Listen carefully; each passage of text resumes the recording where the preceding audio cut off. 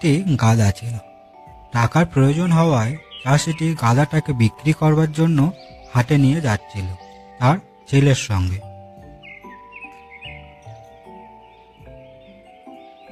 কিছু দূর যাওয়ার পর তারা দেখতে পেল কতগুলো ছেলে পথে দাঁড়িয়ে গল্প করছে।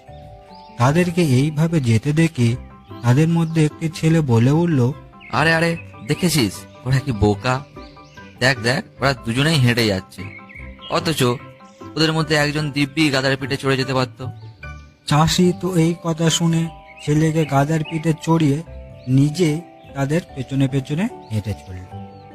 এইভাবে কিছু দূর যাবার পর চাষিটা শুনতে পেল কয়েকজন বৃদ্ধ পথের ধারে বসে বসে কি নিয়ে যেন তর্কাতর্কি করছে।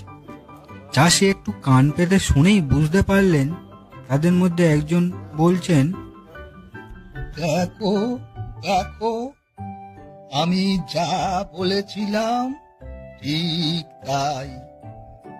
এই যুগের ছেলেদের তাদের বাবাদের উপর কোনো মায়া মমতা নেই, নইলে বাবাকে হাঁটিয়ে নিজেই গাধার পিঠে চড়ে যায়।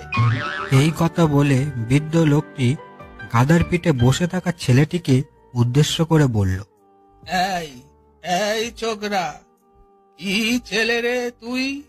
লজ্জা করে না তোর?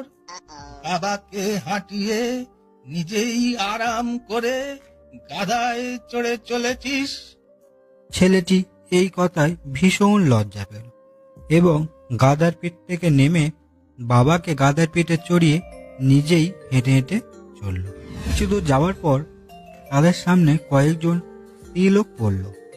তাদের মধ্যে একজন বলল, দেখেছিস দেখেছিস, বুড়োটার কি আক্কেল! নিজে আরামে গাধার পিঠে বসে যাচ্ছে আর ছেলেটাকে হাঁটি হাঁটি নিয়ে যাচ্ছে। এই কথায় চাষি খুবই লজ্জা পেল। নিজে তো গাধার পিঠে চড়ল এবং ছেলে